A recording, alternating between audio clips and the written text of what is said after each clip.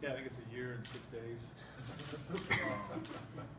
And you know, Hawaii's pretty cool. I don't know if you've ever been there. It's nice. But it's good to be back here and with the kids that I know and the situation and jumping right in. I don't think I'll skip a beat. You know, we got a whole new set of you know, a whole new schedule, a whole new set of things with the kids. You know, got to find ways to replace Zach and replace Brian Sweet, B.J. Larson, and all those things and all those challenges that go with it. This is a brand new edition of Utah State football, and so I'm happy to be here and get going on that. What finally made your decision, Kevin? Sorry, what finally made your decision to come back? There's a lot of things. You know, there might have been 13, 14 different things I was talking about, and you know, it's just coming back to a program that you know, when I got here in '09, nobody thought about Utah State. You know, everyone wanted to schedule us, that type of thing. Now it's completely different, and you know, over those 5 years,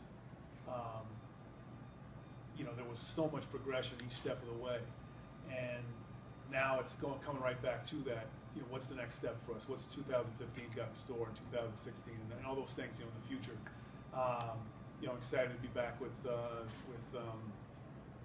Nick Vigil and those guys, and just, you know, the guys I feel like I kind of raised a little bit. So it's, you know, it's gonna be a good situation. To see one of your former players, Bobby Wagner, reach his second straight Super Bowl, how proud of you or him of him and what he's been able to accomplish? Yeah, and you know, we rarely get to watch NFL, and so at the end of the year, I finally get to watch 2 or 3 games, and I'm so proud of him. I really do try to stay away from him during the season, during camps. I don't try to bother him at all. I'll give him a text, you know, here and there.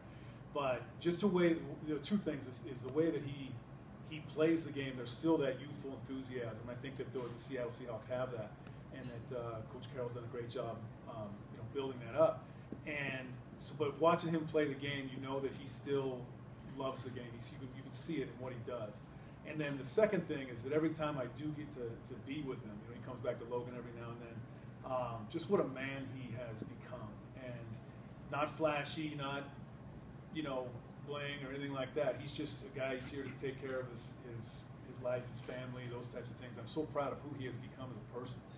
And, you know, because who knows what he could have become after, you know, all the temptations that are out there. But I'm very proud of him, and every time I get to watch him play, is a warm spot for me. It's a good thing. But it's also when, you know, Kyle Gallagher is getting a job. You know, Kyle Gallagher's talking to me about going to grad school or something. You know, and when I first met Kyle Gallagher, he wasn't going to go to class the next day, let alone you know, that sort of thing. And so to see all those kids grow up to be who they are, and you know, Zach Vigil and Jake Dowdy, when they first got here, I used to joke that they were, you know, diseased and sickly, and they were so skinny and small. And now they've become who they've become is they've been such good people to this school and out in the community. To see all those things is why we coach. It's why, you know, it makes you feel great. So not only Bobby, who is showing it on the greatest stage in the world, but also guys like Kyle and Jake and all the other guys that come through. Was Bobby all that when the first day you saw him, or? Really, Bobby had a little bit of a chip on his shoulder. He, like, you could see it, but it wasn't. It was so raw that it wasn't there yet. You could see what he could do, but it wasn't there yet. But he had a chip on his shoulder. He wanted to show you that he could be the man. And we had a 3-on-3 tournament here one Saturday in the spring, and that's when it was like, whoa, look at that guy. And you know, you could see him compete. You could see all the things he could do. He really had to take, because he wasn't a seasoned football player. He didn't play much in high school, didn't get to redshirt, and so he had to really learn a lot about football. And as he progressed to his senior year, where he could tell you what's going on with everything, was such a joy to see. And so at the beginning, you know, Bobby wasn't Bobby at the beginning, but at the very end, you know, now you're talking about him in you know, different ways, and you know, the way he was able to show the other guys, and Jake and Zach probably wouldn't have been Jake and Zach without Bobby showing the way and Kyle showing the way for them. So it was great to see that transition through the time I was here.